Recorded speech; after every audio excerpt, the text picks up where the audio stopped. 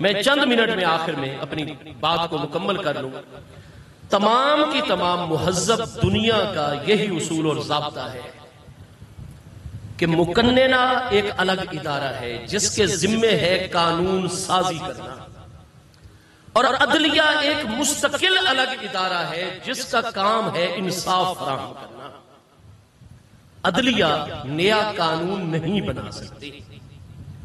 عدالتیں، بڑی سے بڑی عدالت ہماری مرکزی سپریم کورٹ آف پاکستان، ہمارے پاکستان کا آئین بھی اجازت نہیں عطا کرتا، ہمارے پاکستان کا دستور اور قانون بھی نہیں اجازت دیتا کہ جناب عدالت آئین ری رائٹ کر دے، نیا آئین لکھ دے، کوئی نئی آئین کی شکل خود جو ہے وہ اس میں ڈال دے، یا کوئی قانون اپنی جانب سے پیش کر دے.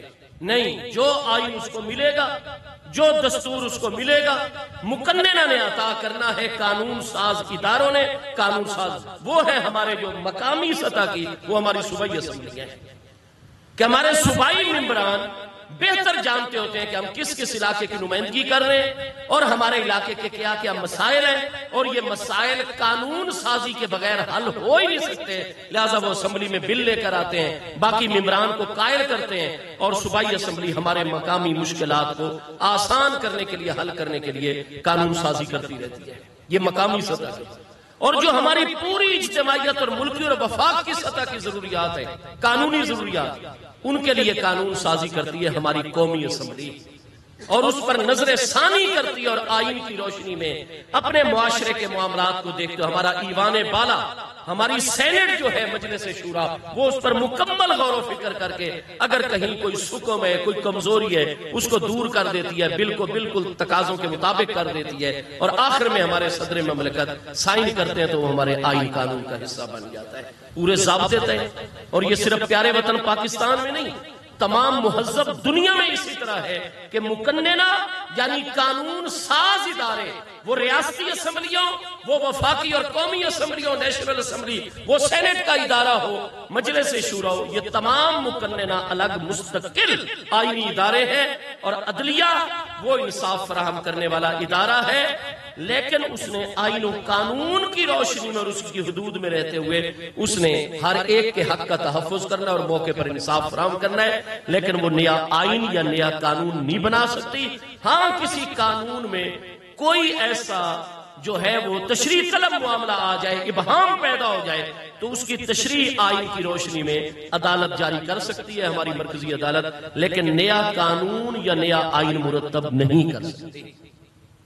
تو ہر ادارے نے اپنی حد کے اندر رہنا ہے. میرے دوستو، 1974 میں جب آئین کے اندر یہ چیز آ گئی کہ مسلمان کون ہوتا ہے؟ جو مصطفیٰ کریم علیہ السلام کی ختم نبوت پر کامل ایمان رکھتا ہے. اور پھر آئین کے اندر باقاعدہ شک یعنی دفعہ 298 موجود کر دی گئی، اور اس کی ذیلی دفعات جس میں قادیانیوں کے متعلق مکمل طور پر آئین جو ہے وہ ایک واضح رہنمائی عطا کر رہا ہے. پھر اس کے ذیلی قوانین اس کی روشنی کے اندر مقامی طور پر. تو پھر عدالت کا تو یہ دائرہ اختیار ہی نہیں ہے کہ وہ اس میں مداخلت کر سکے. جب بھی اس طرح کا کوئی کیس آئے گا کسی بھی عدالت کے سامنے، وہ مقامی عدالت ہو، وہ ڈویژنل سطح کا ہائی کورٹ ہو، صوبائی سطح کا ہائی کورٹ ہو، یا وہ سپریم کورٹ ہو، تو اس نے تو اسی آئین کی روشنی میں، قانون کی روشنی میں فیصلہ جاری کر دیا ہے. اس نے نیا آئین نہیں مرتب کرنا، نہ پہلے والے آئین کو معطل کرنا ہے. لیکن ہم عوام پاکستان ہیں، ہم ٹیکس پے کرنے والے ہیں. آج ایک گروہ کو پوری عوام نے اٹھا رکھا ہے اپنے ٹیکسز کی ادائیگی کے ذریعے سے. ہماری عوام پر فاقوں کی نوبت ہے اور ہم آپ لوگوں کو پال رہے ہیں. تو کیا ہم ملک کے آئین اور قانون کی روشنی میں یہ سوال کرنے میں کیا حق بجانب نہیں ہے کہ پورا کیس ایک پروسیس کے مطابق چلنا چاہیے؟ اور یہ قادیانی مبارک ثانی جس کی وجہ سے یہ سارا مسئلہ اٹھا ہے، اس کا کیس جب مقامی عدالت میں چل رہا تھا، سپریم کورٹ نے اس میں ذاتی دلچسپی لے کر اس کو سپریم کورٹ میں کیوں منتقل کیا ہے؟ اس کا پورا پروسیس جو قانونی تھا، عدالتی تھا، وہ کیوں نہیں چلنے دیا گیا؟ کون سی ایسی ایمرجنسی آ گئی تھی؟ کون سے وہ آئینی تقاضے آ گئے تھے، کون سے وہ قانونی تقاضے آ گئے تھے، اور سپریم کورٹ آف پاکستان کے سامنے بڑے ادب کے ساتھ یہ سوال ہے کہ آپ نے ادھر اس کا سارا پروسیس وہیں مقامی عدالت میں روک دیا، میجسٹریٹ صاحب کو تحقیق و تفتیش کے بعد ایک فیصلہ سنانے کی نوبت مکمل طور پر نہیں دینی، ابھی تک وہ اس پروسیس میں تھا، اور اس کو سب سے ہائی لیول پروسیس کے اوپر آپ نے کیوں اس کو منتقل کیا ہے؟ اس کا کیا آئینی جواب ہے، اس کا کیا قانونی جواب ہے؟ کیا یہ سارے معاملے کو مشکوک نہیں کر دیتا اسلامیہ نے پاکستان کے سامنے اور دنیا کے مسلمانوں کے سامنے اس معاملے کو؟ اور دوسری چیز، جب آئین کے اندر 298 میں طے کر دیا گیا ہے کہ قادیانی قرآن پاک شائع نہیں کر سکتے، اس کی تعریف، اس کی تفسیر نہیں شائع کر سکتے، نہ اس کی تفسیر کا درس دے سکتے ہیں، نہ وہ تبلیغ کر سکتے ہیں، کیونکہ وہ ساری کی ساری قرآن پاک میں مانوی تحریف کرتے ہیں، اور ایک اسلامی ملک کے اندر قرآن کی تحریف ہو رہی ہو، اس کو مسلمان ملک کیسے یا مسلمان معاشرہ کیسے برداشت کر سکتا ہے؟ جب واضح شکے موجود ہیں تو آپ نے آئین سے تجاوز کرتے ہوئے پھر یہ فیصلے کیوں جاری فرمائے؟ پھر دوبارہ ریویو کی پٹیشن دائر کی گئی ہے تو آپ نے باقی ساری چیزوں کو تسلیم کر دیا، درست کر دیا، لیکن پھر ان کے لیے تبلیغ کا ایک راستہ کھلا رکھ دیا کہ جناب اپنے نجی تعلیمی اداروں کے اندر، اپنی چار دیواری کے اندر وہ تفسیر صغیر کبیر کا درس چاہیں، اس کی اشاعت چاہیں، اس کو لوگوں کو پیش کرنا چاہیں، اپنی تبلیغ دعوت وہ جو چاہے وہ کر سکتے ہیں، کیونکہ چار دیواری کے اندر ہم مداخلت نہیں کر سکتے۔ یہ ایک جملہ ہماری محترم سپریم کورٹ نے فیصلے کے اندر ڈال دیا۔ ہمارا نہایتی ادب کے ساتھ اپنی سپریم کورٹ، اپنی محترمہ عدالت عالیہ سے یہ سوال ہے اور محترم جسٹس صاحبان کے سامنے کہ پاکستان کے آئین کو توڑنے کا مشورہ اگر چار دیواری کے اندر کیا جائے، ریاست اور پاکستان سے خدا نہ خواستہ بغاوت کا پروگرام کچھ لوگ اپنے نجی تعلیمی اداروں میں، اپنے نجی سکول کالجز میں، اپنے گھروں کی چار دیواری میں بیٹھ کر چھپ کر اگر پاکستان کا آئین توڑنے، پاکستان کے خلاف بغاوت کرنے کا مشورہ کرتے رہیں اور وہ ثبوتوں کے ساتھ بات لیک ہو جائے، افشاں ہو جائے، باہر آ جائے، تو کیا عدالت جو ہے سپریم کورٹ اس پر پکڑ کرے گی ان لوگوں کی یا چھوڑ دے گی چونکہ چار دیواری کے اندر چھپ کر مشورہ ہوا ہے؟ عدالت اس کا نوٹس لے گی یا نہیں لے گی؟